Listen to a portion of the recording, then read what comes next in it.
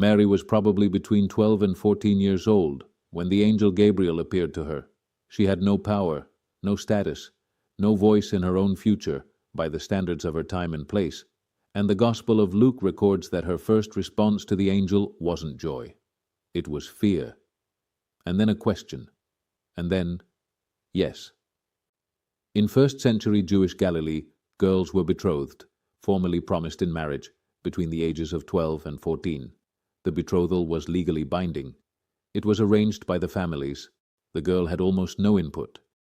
Mary was already betrothed to Joseph when Gabriel appeared to her, which means she was almost certainly in that age range. Luke 1:29 says she was greatly troubled by the angel's greeting. The Greek word Luke uses, diaterachta, is one of the strongest words for internal agitation. She wasn't serenely accepting. She was genuinely shaken. And then she asked a question that no other person in the New Testament asks when an angel appears to them.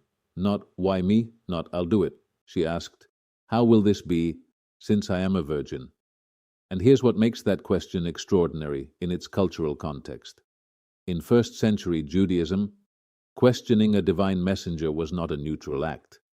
Zechariah, John the Baptist's father, asked a similar question when Gabriel appeared to him.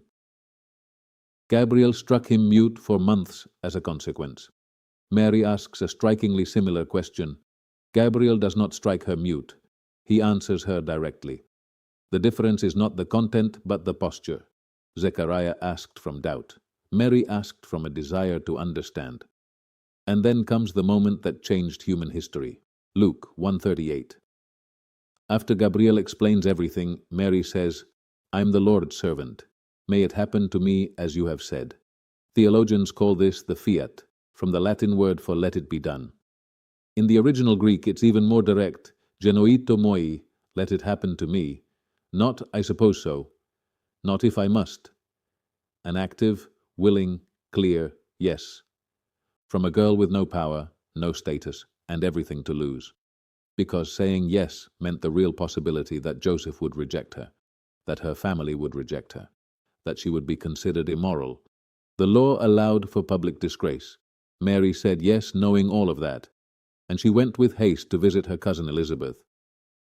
And there's something in the Magnificat, Mary's song in Luke 1:46-55, that still surprises people.